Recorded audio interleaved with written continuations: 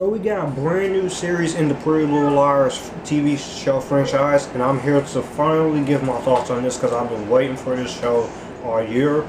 Let's get into it.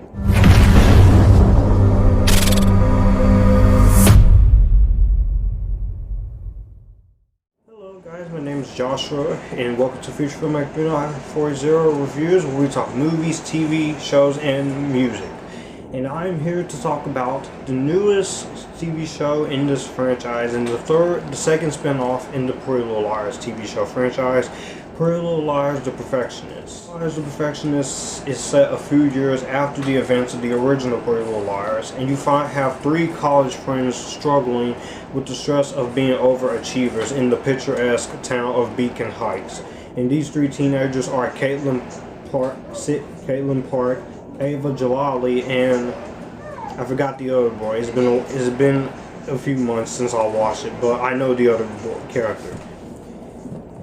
So, meanwhile, Allison DeLaurentis and Mona Vanderwall has left Rosewood to travel to Beacon Heights for a fresh start with their careers and their families. However, things are not going very well with Allison DeLaurentis and her relationship with Emily Fields. And when a murder happens in Beacon Heights, home to the prestigious Beacon Heights University, where excellence is not an option, it is a requirement, everyone is put on edge, and the seemingly perfect town may not be so perfect after all. So going into Pretty Little Liars: The Perfectionists, I was excited to see another Pretty Little Liars show. But the only issue was that I never watched any of the other seasons of Pretty Little Liars. So what I did was, to get ready for this, it was back in late of 2018, after the creator of SpongeBob, Steven Hillenburg, passed away. I decided to get over the loss of Steven Hillenburg by watching Pretty Little Liars. And I must say, the show surprised me, and it also helped me get over that tragic event, because I am a long-time fan of SpongeBob. So it helped me with that. And I gotta say, every season of Pretty Little Liars just got better and better and better and better as it went along. All 7 seasons were really great. And even Ravenswood, I thought it was fairly decent. It wasn't the best, but it was definitely not the worst. Now, before I get into my overall positives and negatives with the show, be sure to follow all my social media links down below, and hit the subscribe button for more videos like this, where we talk movies, TV shows, music, top 10 lists, reactions, rankings, vlogs, etc. You name it, we'll do it all. We do it all here on Future Filmmaker 40 Pretty Little Liars: The Perfectionists. And my biggest praise when it comes to Pretty Little Liars: The Perfectionists is that this keeps continuity with the original Pretty Little Liars series. You do mentions of some of the original characters, with the exception of one character, which I'll get to in my negatives. You get to hear how Hannah and Caleb are doing. You get to hear how Toby and Spencer are doing, and you get to hear how Allison and Emily are doing. And when their whole thing, it does lead into something happening later on with the relationship not working out, which I won't spoil if you haven't watched the show. But I have to say, I do appreciate that they kept continuity here on the show, because it is a very hard thing with some TV shows and with spin-offs and with movie franchises. It's keeping continuity.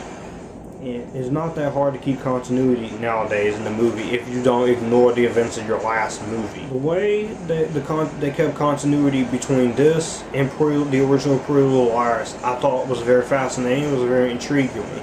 You get to see Allison and Mona be different.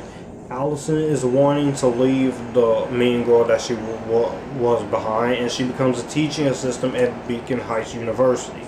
And I really enjoyed that aspect of the character, and I really like that what she goes through in the entire case of this first season of the show. Mona Vanderwall, this is a character I initially hate when it comes to the original Pretty Little Liars series, because she's so bizarre and so weird. I have heard that she's bipolar, and that's why the way she acts. So in this show, I tolerate her a lot more, and I have a newfound appreciation. Her character, Mona, Janelle Parrish, she does a great job as her character, and so does Sasha Patiers. And the head of recruitment and admission at Beacon Heights University, Mona, is exactly that. And these two are really great on the show. Even in the original show, I thought they were two of the most entertaining performances on the show, besides Lucy Hale and the other three girls on the show. Also, you do have a brand new cast. You have Ava Jalali. She's a fashionable trendsetter, and she has a talent for hacking and coding. And Sophia Carson does a great job as Ava Jalali. Now, I was surprised seeing Sophia Carson in this show, because I know Sophia Carson in film is through the Descendants movies, A Cinderella Story If the Shoe Fits, and an episode of Austin Alley. So it was pretty cool seeing her take on a different type of role here.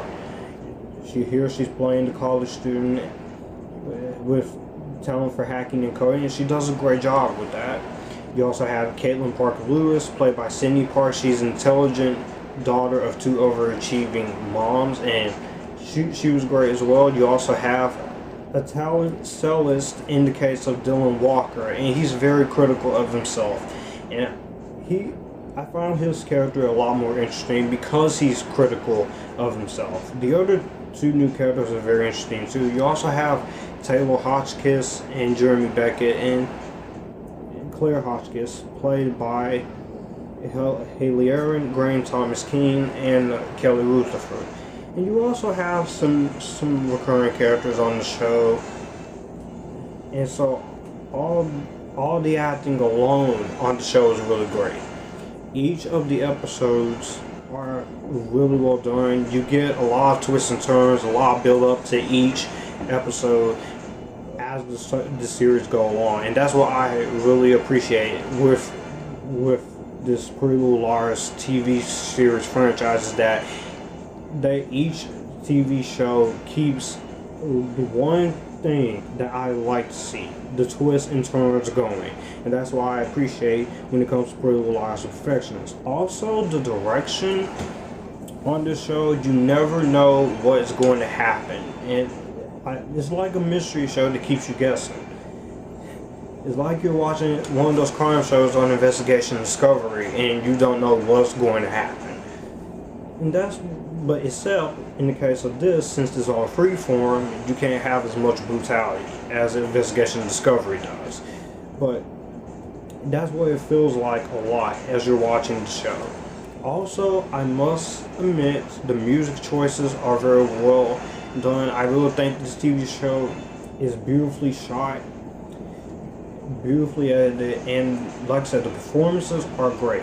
Now, Sasha Patiers, Schaefer, Janelle Parrish, they're great as well, but the truth is Sophia Carson and Sasha Patiers who really stands out in this entire series, besides the other characters. And Janelle Parrish, she's having fun with her role, playing Mona Vanderwall, playing the bipolar part and the easily calm and collective part. So that's why I really do appreciate with Mona, with all the acting. Each actor gets a chance to shine. They have to show a lot of emotion, especially with the death of a certain character. And in every episode, I was just eating this up. And when you find out what happens with Allison and Emily's relationship and how it's not just working out for them, without spoiling what it is that really happens, since most of you hasn't yet to watch the show, I gotta say, when it happened, when you found that out, I had the biggest reaction on my face. And not only that, my 16-year-old sister, who is a fan of Pretty Little Liars, she even had a reaction to it, because she is a fan of Allison and Emily. And can you blame my sister? I am a fan of Allison and Emily. I'm a fan of all different types of relationships in movies and TV shows. So when that happened, I was very, very upset, but at the same time, there was nothing. As far as the in-between stuff in Pretty Little Liars, The Perfectionists, I don't really have that much in-between stuff. It's just there are a few characters here and there that I didn't really particularly care for. Mostly with the one character who is the FBI agent. I didn't really care too much for her. I thought she was just there just to get in the way of this whole mystery of who killed Nolan Hotchkiss. And that is why I kind of feel like they just really didn't need to do that. And also there were a few moments where the show did a few episodes where it did get a little slow paced, but it didn't take me out of it as much as I was expecting to.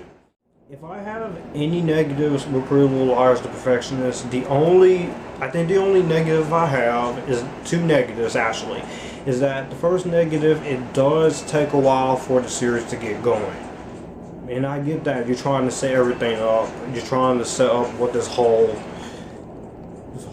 series is gonna be. But I feel like there are moments where you could have tweaked up, paced up, tightened up the editing a little bit. Also, the other negative is that you get to hear how Spencer is doing, how Hannah is doing, and how Emily is doing with her relationship with Allison. But the only character I feel like we didn't get to be mentioned here was the character of Aria Montgomery and her relationship with Ezra, which after an article came out, Lucy Hale, she found out what her character does after Pretty Little Liars, in the events of Pretty Little Liars, The Perfectionists, and you find out that Aria and Ezra adopted a child, since Aria is not allowed to have kids due to her fertility.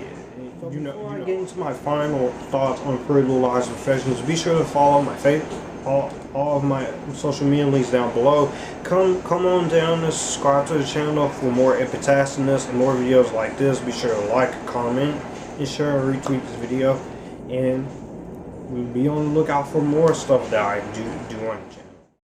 Overall, I gotta say, Pretty Little Liars, The Perfectionists, this unpopular opinion, this is my favorite TV show of 2019, so of the year. I adored the show. I adored the atmosphere and the twists and turns and the writing and how each episode is crafted and the characterization of each of the characters. And I'm definitely looking forward to seeing what Freeform has in store for a season 2, because they are talking about bringing back some of the original characters. So if you bring back more characters from Pretty Little Liars, I'd be interested in seeing it. I am a fan of Pretty Little Liars fandom, and all it took was the passing of Steven Hillenburg to get me to that point. But also, and I'm glad I gave Pretty Little Liars a chance. While it does not mention the Aria Montgomery character, and does have a few pacing issues in the first episode, I would be lying if I said Pretty Little Liars, The Perfectionists is not a great show, because this show is great. I can't wait to see more of it, and I'm gonna give Pretty Little Liars Pretty Little Liars, The Perfectionists Season 1 overall, on my rating system, I'm gonna give it better than Vampire Academy.